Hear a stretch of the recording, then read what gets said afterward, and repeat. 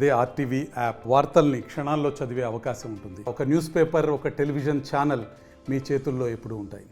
హంద్రీనివాకు సంబంధించి లైనింగ్ పనులను ఆపివేసి వెంటనే ఏదైతే ఉందో కాలువను వెడల్పు చేస్తూ ఆయకట్టుకు నీరు అందించాలనే ఉద్దేశంతో ముఖ్యంగా ఇప్పుడు రైతులు ఇబ్బందులు పడుతున్నటువంటి నేపథ్యంలో కలెక్టరేట్ వద్ద రైతు సంఘం ఆధ్వర్యంలో నిరసన కార్యక్రమాన్ని నిర్వహిస్తున్నటువంటి నేపథ్యం ఏం చెప్తారు? అసలు రైతు సంఘం నాయకులు ఉన్నారు, వారి డిమాండ్స్ ఏంటి, వారి మాటల్లో వినే ప్రయత్నం చేద్దాం. సార్ ఏంటి సార్ ప్రధాన డిమాండ్ ఏంటి? ఈరోజు హంద్రీనివా కాలువ ఈ యొక్క వెనకబడిన తాలూకాలు, అదేవిధంగా అతి తక్కువ వర్షపాతం వచ్చే తాలూకాలని చూసి ప్రభుత్వము హంద్రీనివా కాలువను తవ్వించి తద్వారా కృష్ణా జలాన్ని మళ్లించింది. దానికనే ఇక్కడ ఉన్నటువంటి సాగునీరు, అదేవిధంగా తాగునీటికి ఇబ్బంది లేకుండా హంద్రీనివా కెనాల్ ద్వారా ఈ యొక్క భూగర్భ జలాలు కూడా పెరిగి బోర్లన్నీ కూడా రీఛార్జ్ అవుతూ ఉన్నాయి. అందుకోసం అంతో లక్షలాది ఎకరాల్లో పంటలు కూడా పండిస్తున్నారు.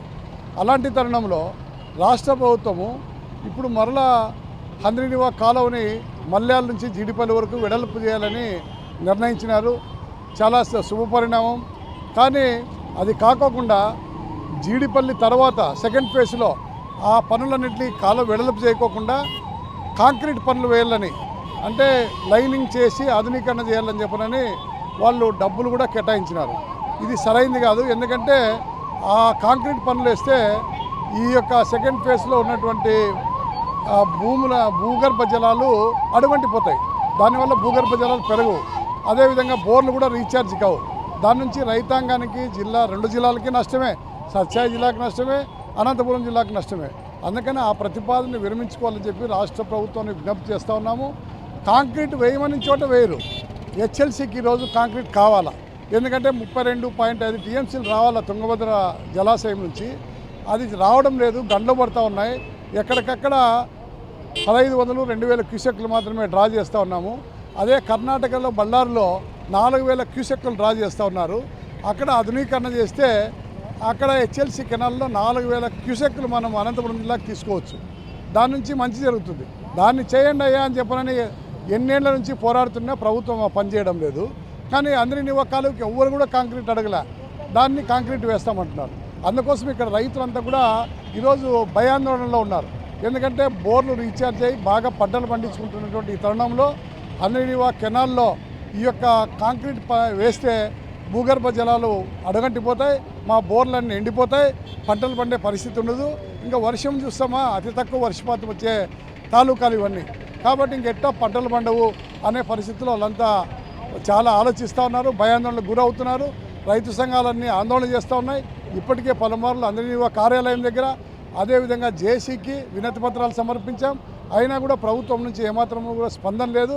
అందుకోసం ఈరోజు కలెక్టరేట్ దగ్గర రైతు సంఘము అనంతపురం జిల్లా శాఖ ఆందోళనకు పూనుకుంది. దానికి సిపిఐ పార్టీ మద్దతు ఇచ్చింది. అందుకోసం రానున్న రోజుల్లో మీరు కాంక్రీట్ పనులు చేపట్టడానికి పోతే రైతులు అడ్డుకుంటారు, రైతు సంఘాలు అడ్డుకుంటాయి. అన్ని రాజకీయ పార్టీలు రాజకీయాలకు అతీతంగా అడ్డుకునే పరిస్థితి వస్తుంది. ఆ పనులు ఎట్టి పరిస్థితిలో జరిగించే పరిస్థితి లేదు. అందుకనే గౌరవప్రదంగా రాష్ట్ర ప్రభుత్వమే ఈ యొక్క కాంక్రీట్ పనులు చేసేదాన్ని ఉపసంహరించుకొని కాలువను వెడల్పు చేయడం ద్వారా చిత్తూరు జిల్లాకు కూడా నీళ్ళు పోతాయి. ఎందుకంటే చిత్తూరు జిల్లా ప్రజలకు కూడా హంద్రీనివా నీళ్ళు కావాలా, కుప్పంకు కూడా నీళ్ళు ఇవ్వాలా. మాకు కూడా సంతోషమే, ఇవ్వాలని డిమాండ్ చేస్తున్నాం. కానీ దానికి మార్గము కాంక్రీట్ వేయడం కాదు, దానికి కాలువ వెడల్పు చేస్తే ఎక్కువ నీళ్ళు వస్తాయి, ఎక్కువ నీళ్లు కుప్పం కూడా చేరుతాయి, చిత్తూరు జిల్లాకు కూడా నీళ్ళు పోతాయి.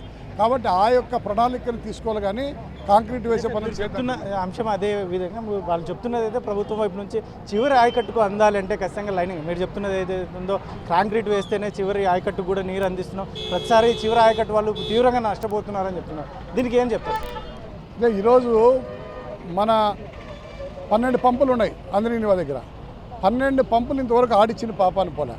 12 పంపులు ఆడిస్తే కాలువ వెడల్పు లేదు, కాలువ పట్టదు, నీళ్లు పైకి పోతాయి, బయటికి పోతాయి. అందుకోసం కెపాసిటీ లేదు కాబట్టి కాలువను వెడల్పు చేయాలి.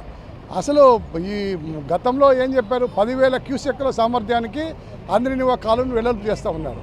కానీ ఇప్పుడు ఉండే 12 పంపులు ఆడితే కూడా పట్టేంత కాలువను కూడా చేసుకోలేకపోయినారు.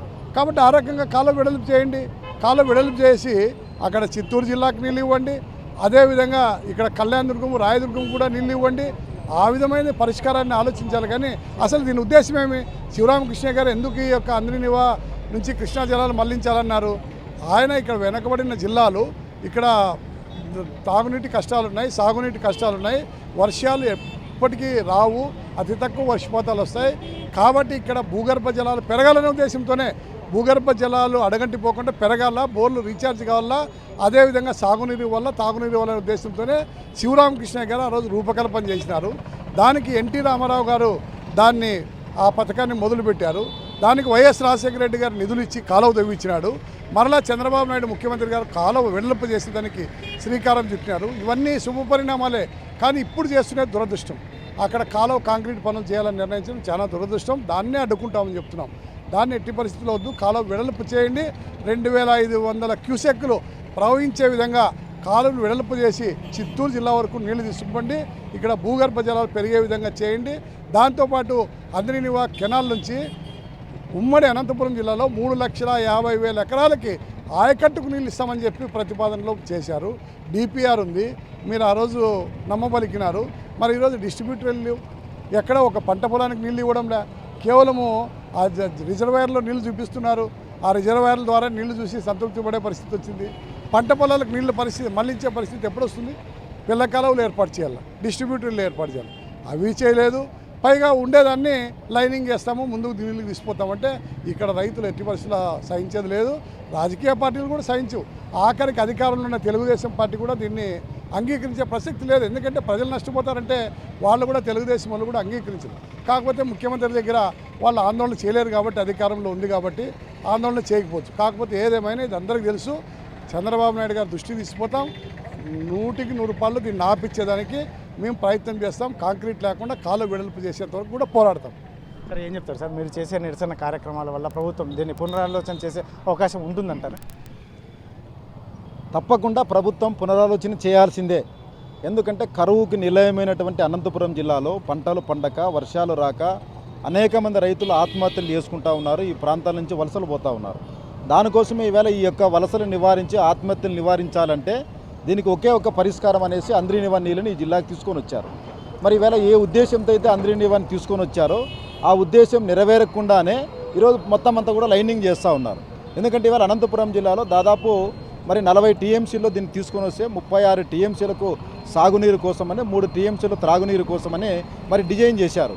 కానీ ఈరోజు దీనికి అనేకమైన పథకాలు వచ్చి చేరినాయి. దానివల్ల ఇక నీళ్ళ శాతం కూడా ఎక్కువ పెంచాల్సినటువంటి అవసరం ఉంది. మరి అట్లా మొత్తం 3,45,000 ఎకరాలకు ఆయకట్టును నీరు అందిస్తామని చెప్పారు. ఇంతవరకు ఒక ఎకరా కూడా నీరు అందించినటువంటి పరిస్థితి లేదు. ఇవాళ ఎన్నికల సందర్భంలో కూటమి ప్రభుత్వము ప్రతి ఎకరాకు కూడా ఆయకట్టుకు నీరు ఇస్తామని చెప్పారు.